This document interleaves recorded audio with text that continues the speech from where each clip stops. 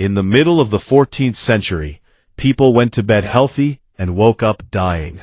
Within hours, entire families were gone. The death toll climbed so quickly that cities simply stopped counting their dead. Soon, the only sound left in the streets was the constant tolling of church bells. Looking at the scale of this Gothic cathedral, you can see that the early 1300s were a period of immense technological capability.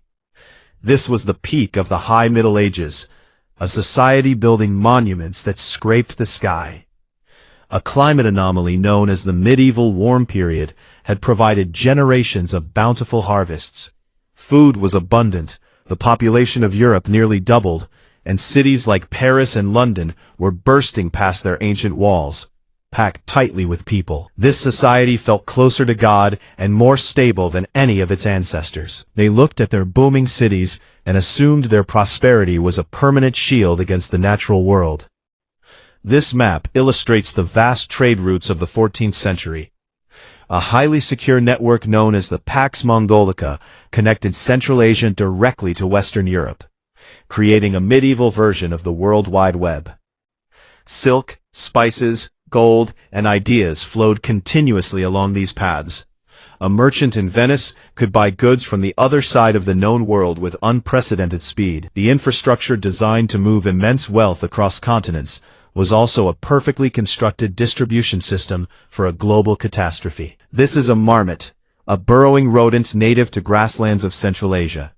For millennia, these animals lived in a stable ecological balance with an ancient bacterium called Yersinia pestis. In the 1330s, the climate shifted. Severe drought followed by heavy rains wiped out the rodent's food supply. Starving, the infected colonies migrated out of the deep steppes and moved toward human settlements. The bacterium moved via fleas. As the rodent host died, those fleas abandoned them to find the next available warm bodies in the busy trading outposts along the Silk Road. The pandemic began as a localized ecological shift that violently collided with an increasingly connected global supply chain. These stone fortress walls belonged to Kaffa, a wealthy Genoese colony on the Black Sea.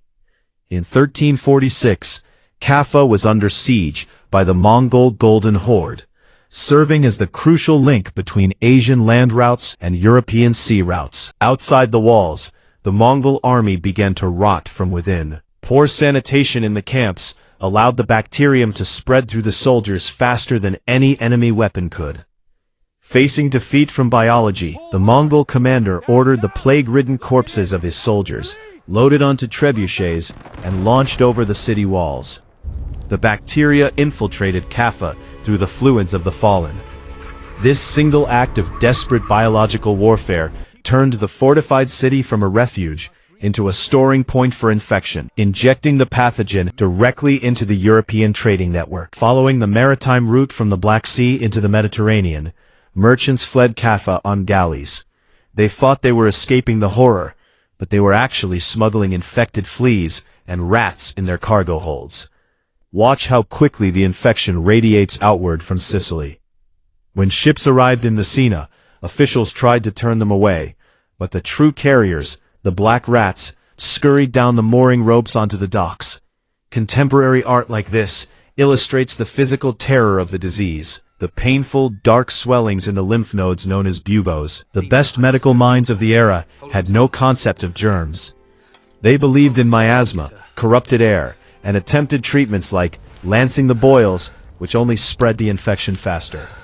With medicine useless, social bonds dissolved, families abandoned their sick, and religious hysteria led to bands of men whipping themselves in public penance. When prayers failed, the terrified mob demanded a scapegoat, leading to violent pogroms that burned entire Jewish communities alive.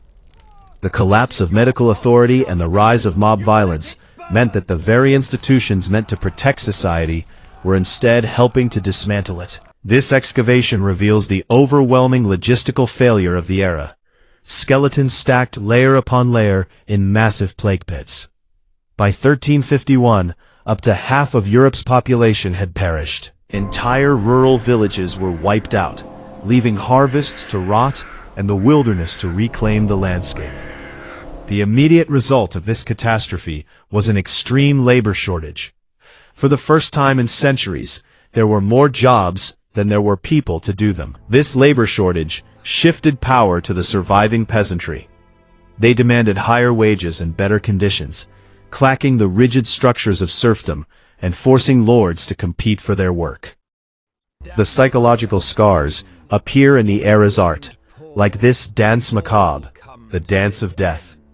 It shows skeletons leading kings and peasants alike to the grave, a stark reminder that death was the ultimate equalizer. The same trade networks that built medieval wealth had delivered its near destruction, but the vacuum left by millions of deaths cleared the way for higher wages and more personal freedom, forcing a stagnant society to finally adapt.